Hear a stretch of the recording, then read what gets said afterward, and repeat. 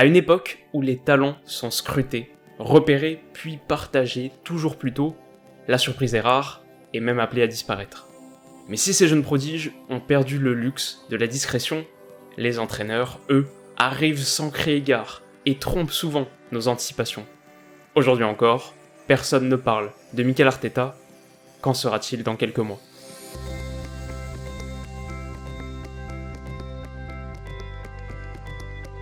Yo les amis, j'espère que vous allez tous très bien et je suis très content de vous retrouver aujourd'hui pour évoquer l'avenir de Mikel Arteta.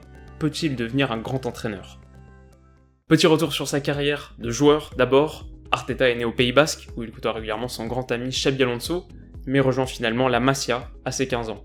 Non retenu par le Barça et prêté au PSG, il évolue notamment aux côtés de Mauricio Pochettino avant de signer aux Glasgow Rangers. En Écosse, Arteta devient vite un chouchou du public et marque lors de son premier Old Firm. Surtout, il s'acclimate à la rudesse du football anglo-saxon.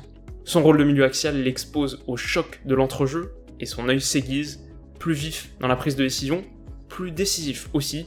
Il grimpe d'un cran sur le terrain en rejoignant Everton et s'éclate en Première Ligue. Car si chez les Toffees, Arteta inscrit 27 buts en 162 rencontres et est élu à 2 reprises joueur de l'année par ses propres supporters, il brille avant tout par ses passes poison et sa qualité de centre qui lui offre d'ailleurs une dernière opportunité dorée. En 2011, Arsenal cherche un joueur créatif pour combler les départs de Nasri et Fabregas. Arteta rallie les Gunners et après un début de saison difficile, s'illustre à nouveau. En 2014, il est fait capitaine du club, remporte 2 FA Cup et prend sa retraite en 2016, laissant au foot anglais l'image d'un milieu intelligent, bien qu'un peu fragile, et aimé par tous. Fin de carrière en mai 2016 donc, mais quelques semaines après avoir tiré sa révérence à l'Emirates, il rejoint le staff de Guardiola à Manchester City. En tant qu'entraîneur adjoint, il prend même les rênes du premier entraînement début juillet.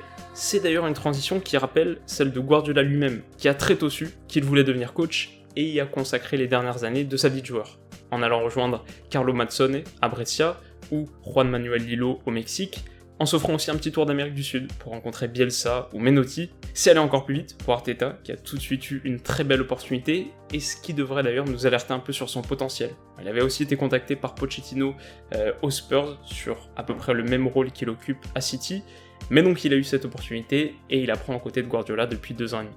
Et alors aujourd'hui, et prenant progressivement confiance en ses capacités, Arteta serait à la recherche d'un poste d'entraîneur principal. Sérieusement considéré pour prendre la succession d'Arsène Wenger cet été, il s'est vu doublé sur le fil par Unai Emery, et dans une interview récente, il a dévoilé sa philosophie.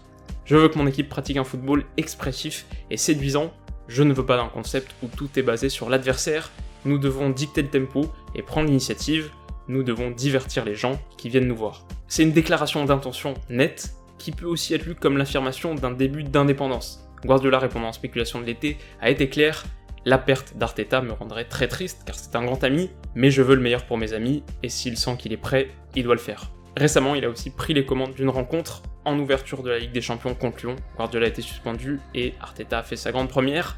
Ça s'est pas très bien passé, avec une défaite surprise et un coaching jugé comme peu réactif, un baptême de feu raté, mais dont les enseignements sont tout de même limités. Alors voilà, évidemment c'est beaucoup trop tôt pour faire des pronostics sérieux sur la potentielle carrière d'entraîneur d'Arteta, mais il coche quand même pas mal de cases. Milieu de terrain espagnol qui a fait une jolie carrière en Première Ligue, formé à la Masia, très proche de Xabi Alonso et de Pochettino, entraîné par Wenger et adjoint depuis bientôt 3 ans maintenant d'un Guardiola qui l'encense constamment, c'est pas rien. À la fin de sa carrière de joueur, il avait tout de suite reçu des offres pour intégrer le staff d'Arsenal et Tottenham, mais a privilégié la proposition de City. Il a déjà une philosophie de jeu claire et il montre beaucoup d'ambition. Voilà, c'est pas insulter l'avenir que de dire qu'il a un gros potentiel et que d'ici quelques saisons, il pourrait aussi avoir une très belle cote. Et alors maintenant, si on tentait un petit prono, où est-ce qu'Arteta pourrait aller dès cet été ? La piste très chaude, il y a 6 mois, c'était donc Arsenal, mais c'est plus du tout à l'ordre du jour. Emery s'en sort relativement bien et surtout a engagé un projet reconstruction à moyen terme. On le voit pas quitter le navire de si vite. Autre possibilité, c'est peut-être les Rangers, où Arteta a joué et a laissé un très bon souvenir. Mais encore une fois, Gerrard est arrivé, le club est co-leader du championnat écossais, et puis pas sûr que ce soit le projet le plus séduisant. Alors personnellement, et parmi d'autres pistes bien sûr, mon petit pari ce serait la Real Sociedad. Parce qu'il est basque, il connaît le club pour y avoir joué brièvement, c'est une équipe à laquelle il pourra transmettre sa vision du foot, qu'il pourra modeler à sa guise. Ça reste un challenge très intéressant dans un championnat relevé, mais pas non plus un défi insurmontable pour une première expérience. Et puis l'entraîneur principal, Azir Garitano, a été licencié fin décembre et remplacé par un intérimaire dont le contrat prendra fin en juillet.